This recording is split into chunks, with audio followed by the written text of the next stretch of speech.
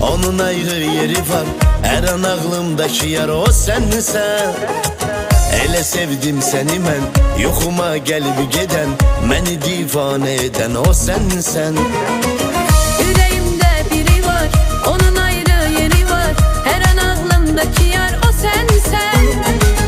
Elə sevdim seni mən, yuxuma gelip geden, məni divanə eden o sensen. Sənin doymaram mən şirin sözlərindən, mənə hər gün eşlə baxan gözlərindən. Həyat sənlə gözəl, bunu fərq etdim mən. Nədir qəlbən sevmək, mənə öyrətdin sən. Senin doymaram ben şirin sözlerinden, mənə her gün eşkle bakan gözlerinden. Hayat senle güzel, bunu fark ettim ben. Nedir kalben sevmek, mənə öğrettin sen.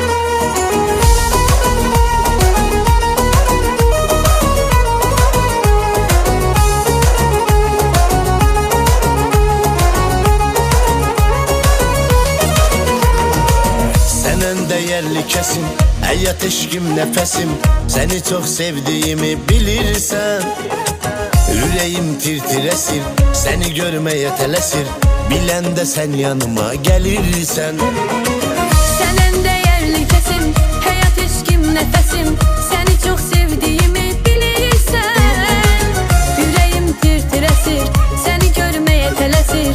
Bilen de sen yanıma gelirsen. Sənin doymaram mən şirin sözlərindən, mənə hər gün eşlə baxan gözlərindən. Həyat sənlə gözəl, bunu fərq etdim mən. Nədir qəlbən sevmək, mənə öyrətdin sən. Senin doymaram